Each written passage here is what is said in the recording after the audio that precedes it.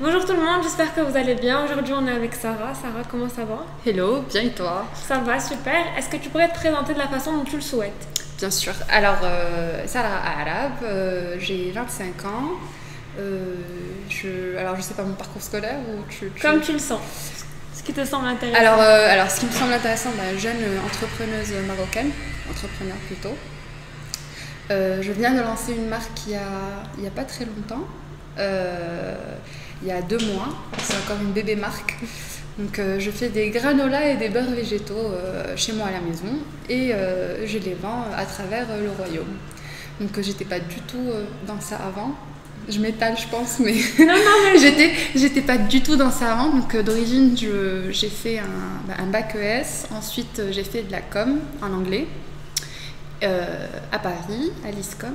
Je sais pas si tu connais. Et ensuite je suis rentrée au Maroc et j'ai travaillé dans la com pendant un petit moment. Et voilà, et récemment, je me suis lancée dans un autre business. Voilà. Super. Alors pourquoi la com? Quand tu avais 18 ans, tu t'es dit la com, Paris. Comment tu as fait ce choix? Alors, honnêtement, c'était assez compliqué parce qu'à 18 ans, on ne sait pas vraiment ce qu'on veut faire. C'était plutôt à 16 ans parce qu'on devait faire un choix bien avant. J'ai fait de de l'économie et ensuite la communication en fait c'est venu parce que j'aimais beaucoup le côté créatif de la communication, donc a priori le graphisme, et c'est comme ça en fait que c'est venu. Il me fallait un métier en fait où il y avait beaucoup de créativité, pas beaucoup de... En fait il fallait pas que ce soit répétitif, et c'est comme ça que je suis arrivée dans la com. Ok, voilà. Super. Comment tu as vécu la période de tes études? Écoute, très bien. Honnêtement, j'étais dans une école privée qui était superbe, honnêtement, ça s'est super bien passé. On avait beaucoup de projets et c'est ce qui était vraiment formateur. Je rapproche le micro, c'est pas grave. Je disais que ce qui était vraiment formateur, je pense, c'était les projets. Donc on avait beaucoup de compétitions et on travaillait beaucoup avec des vraies marques en fait. Et c'est ce qui m'a vraiment plu, on va dire, durant mes études, et c'est ce que j'ai trouvé de réellement formateur. Ok. Et rentrer au Maroc juste après tes études, si c'est le cas, ou est-ce que tu as travaillé en France? Exactement. Alors non, pas du tout. Je suis rentrée directement. Je pense que j'ai été l'une des premières à rentrer de ma promotion. Et j'ai travaillé en fait directement au Maroc. J'ai pas eu... Est-ce que c'était pas dur de faire ce choix, de rentrer directement, sachant que tu vois, on a l'habitude de rester dans les mœurs? Oui, la vérité, ça n'a pas été vraiment un choix parce que ça s'est fait, on va dire, tout naturellement, parce que je devais repartir après. Je voulais faire un autre master à Londres et ça ne s'est pas fait, et puis finalement je me suis retrouvée à Marrakech, donc ça a été très, on va dire, très doux comme retour. J'ai pas eu un retour, j'avais pas réellement ce choix. J'ai jamais fait mes valises en me disant ça y est, cette fois je rentre plus à Paris Ah d'accord. Voilà, donc je suis rentrée en fait pour un stage et j'ai fait un stage ici, ça s'est très bien passé, et ensuite j'ai travaillé ici. Ok. Voilà, et c'est comme ça que je suis restée. Mais je ne me suis jamais dit, en fait, je pense que c'est l'astuce, c'est ne jamais se dire je rentre pour toujours. C'est ce que je me suis dit au début, et après ça s'est super bien passé. Super. Et du coup, quand tu es rentrée au Maroc, qu'est-ce que tu as fait? Comment tu as appréhendé cette période? Alors, je suis rentrée justement en stage. Ça s'était plutôt bien passé, honnêtement. Ensuite, ce stage a débouché sur du travail, et c'est comme ça que je me suis retrouvée en fait ici. Et voilà. Alors, tu as récemment créé ta propre marque, Made. Est-ce que tu pourrais nous en dire plus? Bien sûr. Alors Made, c'est un petit bébé auquel j'ai pensé longuement à Bali. J'ai été à Bali pendant 4 mois pendant le confinement. Enfin, j'ai eu la chance d'y être pendant 4 mois pendant le confinement. Et honnêtement, là-bas, les gens mangent très sainement. En fait, il y a une très grande communauté d'Australiens qui mangent vegan et qui mangent très très sainement, bien, très très très sainement, pas comme nous, on va dire. Et ils ont aussi beaucoup de restaurants healthy lifestyle, qui sont dans le healthy lifestyle, donc sans sucre, tout ce qui est... En fait, ils sont aussi dans le sucre de coco, et ils utilisent beaucoup de beurre végétaux et les laits végétaux surtout. Du coup, j'ai été inspirée parce que s'ils sont très bons en graphisme, j'ai découvert ça, je ne m'y attendais pas du tout, mais dans tout le domaine de la restauration et pas que, ils sont très bons dans l'image. C'était très graphique. Ouais, ils sont très bons. Et en fait, ce que je disais aussi à mon mari toujours quand on était là-bas, c'est un Pinterest ambulant. Et chaque endroit est magique et chaque endroit est inspirant. Et c'est là-bas en fait où j'ai pensé à créer une marque marocaine à mon retour pour faire des granolas et des beurres végétaux et des des laits végétaux pour les Marocains. Voilà. Ok, parfait. En fait, ce qui m'intrigue, c'est l'expérience e-commerce à travers Instagram, qui a l'air vraiment intéressante et limite alléchante, tu vois. J'imagine, on a tous pensé un jour à ouvrir son business sur Instagram, à vendre je ne sais quoi qui nous serait passé par la tête. Oui. Et comment tu as mis en place cette structure et comment ça t'est venu l'idée de tout ce graphisme hyper simpliste, assez monochrome? Ah, c'est gentil. En fait, je suis, du coup, comme j'ai fait de la com, je fais du graphisme aussi. Donc, en fait, je suis beaucoup attirée par tout ce qui est simple et minimaliste surtout. Et j'aime beaucoup quand en fait le produit est mis en valeur et pas avec plusieurs couleurs et beaucoup de décoration. Donc voilà, en fait, je suis arrivée à cette image, mais ça ressemblait pas du tout à ça au début. Et puis après plusieurs avis, et puis j'ai façonné l'image pour que ça devienne celle de Made aujourd'hui. Et j'ai oublié ta question. J'ai complètement zappé ta question. Pas de souci, mais en fait c'est Instagram. Voilà, Instagram. En fait, comment tu t'es dit je vais entreprendre et t'as pas eu peur d'entreprendre? En général, c'est quoi pour toi entreprendre?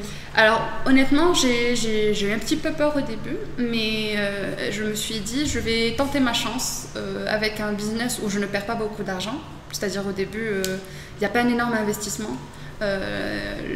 En général, on va dire l'énorme investissement, c'est le packaging.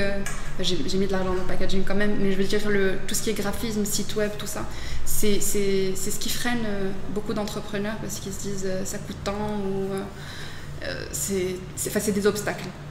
Moi, j'ai eu la chance de faire mon graphisme. Le site web va arriver plus tard parce que mon mari aussi il est dans le domaine. Okay. Et donc j'ai pas eu ce frein. Et honnêtement, avec toutes les formations qu'il y a aujourd'hui sur Internet et tous les tutos, faut pas se freiner pour ce genre de choses et vraiment pas avoir peur. Pour ce qui est ce que tu disais, donc lancer sa marque sur Instagram. Instagram maintenant c'est la plateforme. C'est vraiment la plateforme, c'est-à-dire que je sais pas si c'est le cas pour toi, mais pour aller dans un restaurant ou aller dans un endroit, tu checkes maintenant Instagram. C'est triste, hein. Tu checkes Instagram et du coup, j'utilise beaucoup plus Instagram que Facebook parce que c'est là où ça se passe que ce soit avec les influenceurs ou que ce soit aussi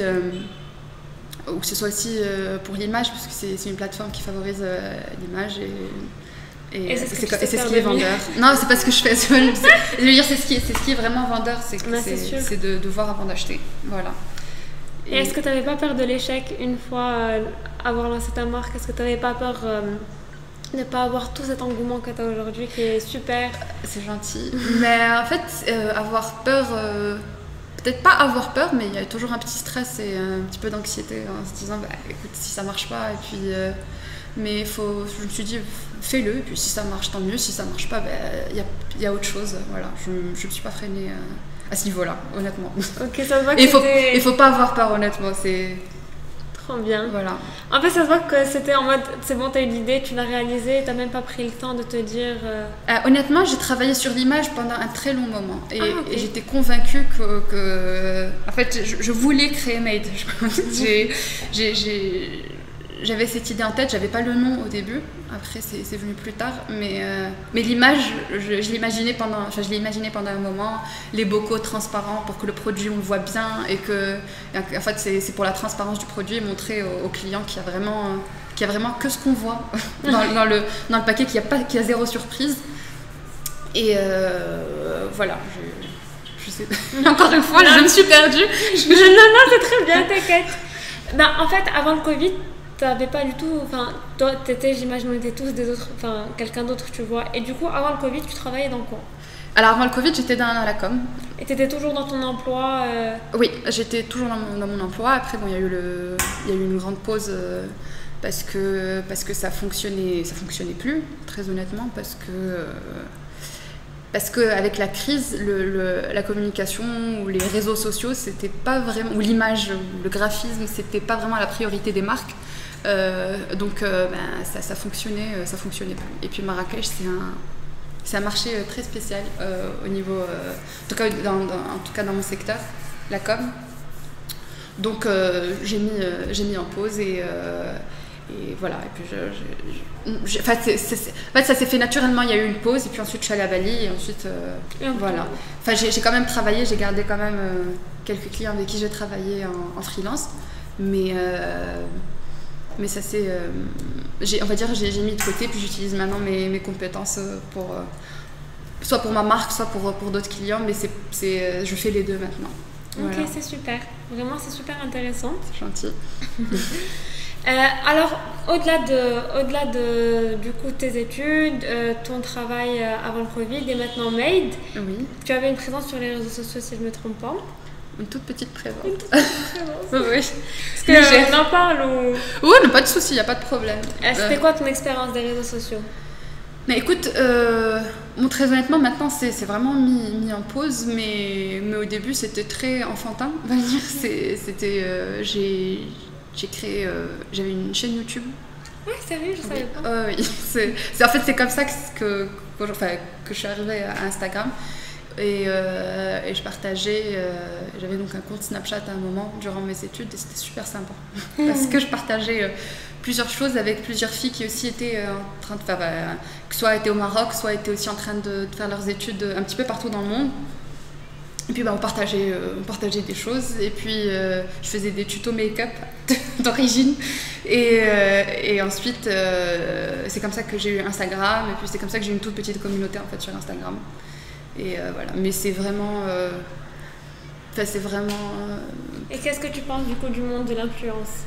Du monde de l'influence, honnêtement j'ai une micro-communauté, mais le monde de l'influence, je dirais, parce que j'ai travaillé aussi dans les relations, dans les RP, je dirais que maintenant c'est super important et primordial pour toute marque qui voudrait se développer et qu'elles ont tout intérêt à collaborer avec des influenceurs, l'influenceur bien sûr, qui colle à leur image pour faire connaître leurs produits, pour les aider pour booster l'image de leur marque. Ok, super. Oui. Qu'est-ce qui a changé vraiment en toi entre la Sarah avant et après Bali? Qu'est-ce que ce voyage a vraiment changé en toi? Quelle question. Rien. Je pense que rien n'a changé. Rien n'a changé en moi, juste une expérience en plus une expérience en plus, un voyage en plus, et c'était super sympa et surtout super inspirant comme pays. Et c'est des gens formidables. Vraiment, les Balinais, c'est des gens super. Et aujourd'hui, ce serait quoi ton rêve? Si tu avais un rêve, ce serait quoi? Un rêve? Ouais. Ces derniers temps, je suis vraiment dans l'envie de rêver parce que j'ai l'impression que ce que le Covid nous a enlevé, c'est une stabilité, le fait d'avoir hâte. Dans 2 mois, je vais aller à Lisbonne. Dans 6 mois, je vais rentrer, ouais. Je vais faire ça. Dans l'année prochaine, j'ai un super concert avec Coldplay, tu vois. Et je pense que c'est ce que la Covid-19 nous a vraiment enlevé. Ouais, ça nous a un peu freiné dans nos rêves, mais honnêtement, ça nous a montré aussi beaucoup de choses sympas, comme la famille, ouais. Voilà, comme apprécier les petites choses et se rapprocher, on va dire, de la famille. Mon rêve, évoluer dans ce que je fais, mais j'ai pas un rêve précis, juste me voir grandir tranquillement et lentement, doucement et sûrement. Et voilà, mais je n'ai pas un rêve... Pas de rêve précis. Pas un rêve précis. J'ai des rêves, mais... Et voilà quoi, un rêve. Je vois ce que tu veux dire. Moi, la vérité, mon rêve, je réponds à la question alors que c'est pas du tout Dis-moi ton rêve. Mon rêve, c'est d'être libre. Libre. Franchement, c'est d'être libre. En tant que personne, me sentir libre, indépendante de tout, pour être libre. Ouais, ça n'a pas de prix. Je pense que c'est une forme de bonheur, la liberté. Voilà, c'était une oui, même, ça l'est.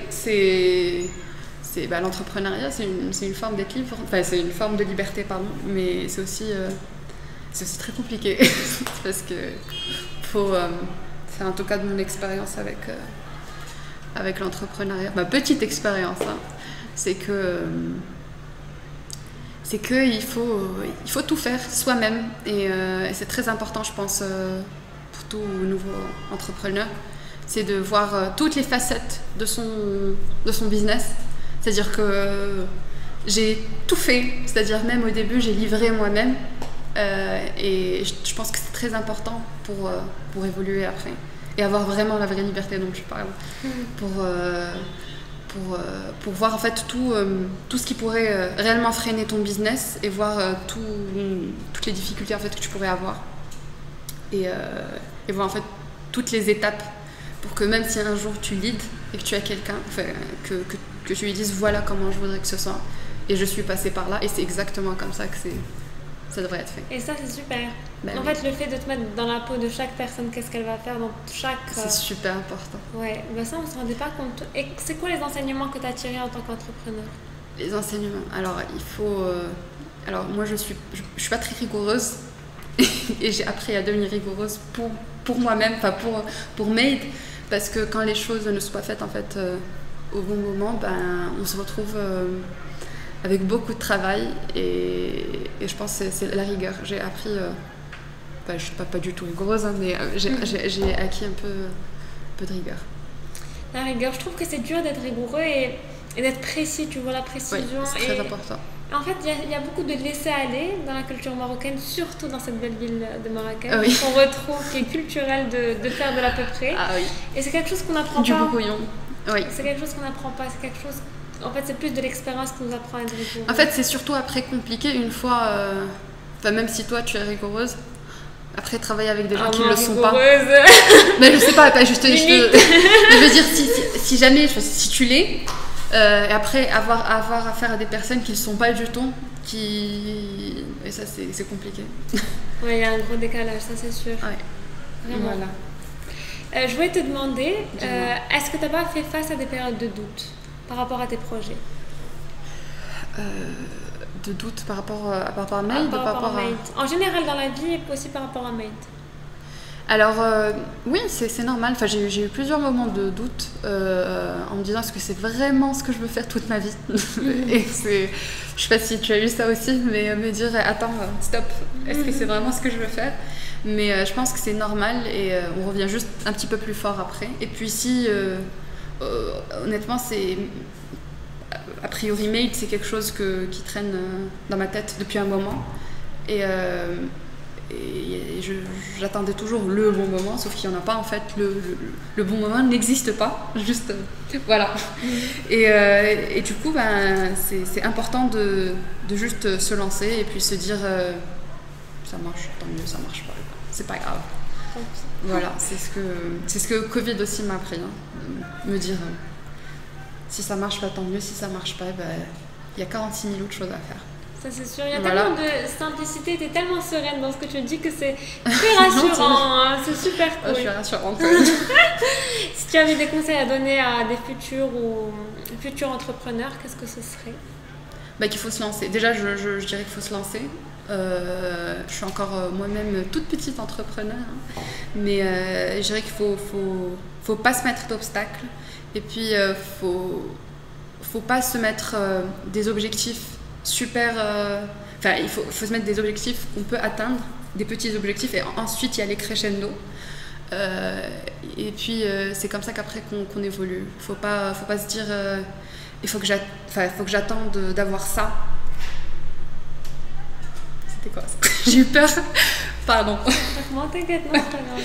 Je disais faut pas se dire il faut que j'attende ça. Que ce soit un endroit, un bureau ou du matériel, commencer avec les moyens du bord et après Inch'Allah, ça viendra tout seul, tout vient tout seul, honnêtement, tout vient tout seul. Et puis faut se dire que comme on dirait donc